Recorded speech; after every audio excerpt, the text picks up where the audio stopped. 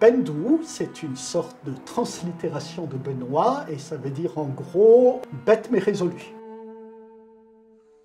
J'ai une très mauvaise vue et j'écrivais, j'avais des zéros en écriture parce que je voyais mal et parce que je mettais de l'encre partout. Je suis tombé en arrêt devant une œuvre calligraphique quelque part et on m'a expliqué qu'il y avait dessus 4 caractères, Fong, Lin, Ro, Shan. Et j'ai eu véritablement un éclair en ce moment parce qu'il y avait des taches d'encre sur la calligraphie. Et les taches, c'est beau. Et donc j'ai commencé à apprendre le chinois, calligraphie, comme une libération dès que je suis rentré.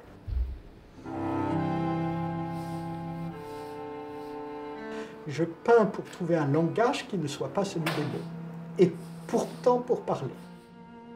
Nous vivons de nous exprimer d'une façon ou d'une autre. Un homme qui ne s'exprime pas meurt en lui-même. J'ai toujours peint ce que j'avais envie de peindre dans l'instant.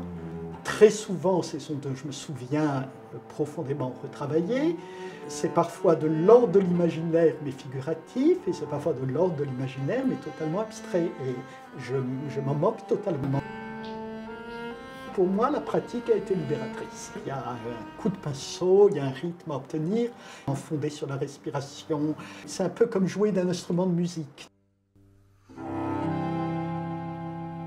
J'ai choisi, en règle générale, des teintes plutôt harmonieuses, un tout petit peu tamisées, et des paysages ou des semi-paysages à moitié abstraits, à moitié réels, relativement oniriques.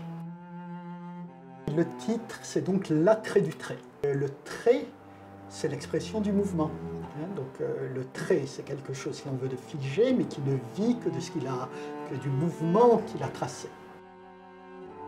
Disons, un trait nous pousse en avant. Le trait ne s'interrompt pas, enfin, il s'interrompt, mais pour se reprendre. Donc en fin de compte, il ne s'interrompt pas. Donc l'attrait du trait, ça veut dire le trait qui vous pousse à continuer.